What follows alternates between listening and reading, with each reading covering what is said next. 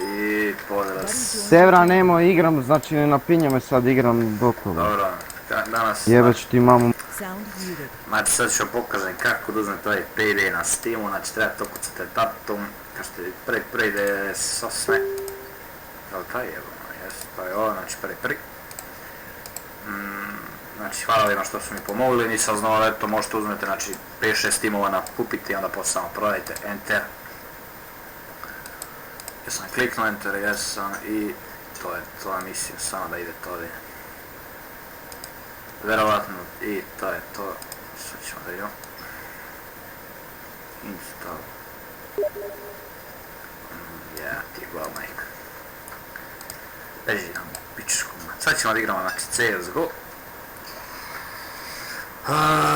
Da, uglavnom idete ovdje i onda ga instalirate šta već.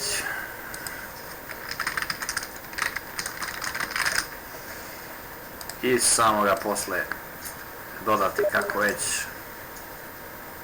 play game. Mislim da treba se instalirati, click to install, da, neću da ga instaliram. Ali eto tu, znači evo samo da potvrdite. Create local file, prepare ovdje install, majko mi je. Dobro, dobio sam igricu.